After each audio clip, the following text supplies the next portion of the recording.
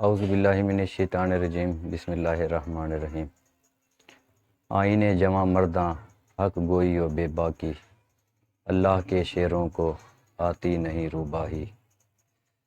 دارا و سکندر سے وہ مرد فقیر اولا، وہ جس کی فقیری میں بوئے اسد اللہ۔ عزیز طلبہ و طالبات، السلام علیکم۔ میں سیف اللہ نطقانی اردو جماعت دوم کے 7ویں اور آخری لیکچر کے ساتھ آپ لوگوں کی خدمت میں حاضر ہوں۔ تو آج کا ہمارا آخری لیکچر تفہیم عبارت کے حوالے سے ہے۔ تو آئیے دیکھتے ہیں کہ یہ سوال کس طرح آتا ہے اور اس کا جواب کس طرح دینا چاہیے۔ تو سوال نمبر 7،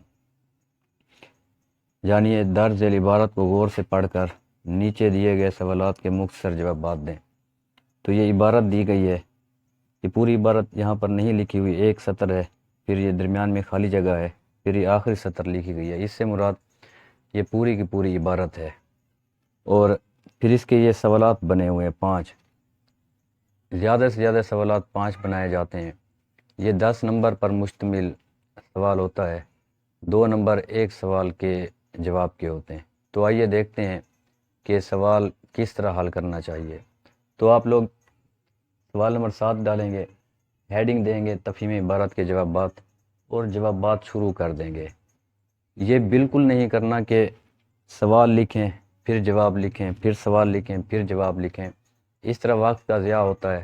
کویسچن پیپر پر سوال موجود ہوا کرتے ہیں، صرف ان کے جوابات دینا ہوتے ہیں ترتیب وار۔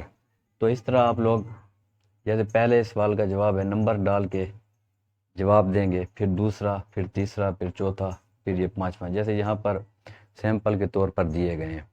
اس میں کوئی مشکل نہیں ہوا کرتی، یہ شارٹ کویسچن کی طرح کا ایک سوال ہے، اور آسانی کے ساتھ اس کو حل کیا جا سکتا ہے۔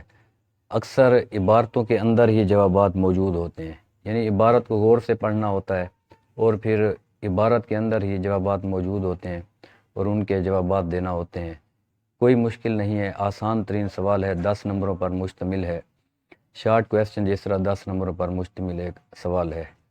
تو امید کی جاتی ہے کہ یہ لیکچر بآسانی آپ لوگوں کو سمجھ میں آیا ہوگا۔ اگر میرا یہ لیکچر آپ لوگوں کو پسند آیا ہے تو میرے چینل کو ضرور سبسکرائب کریں۔ اللہ ہم سب کا حامی و ناصر ہو۔ اللہ حافظ۔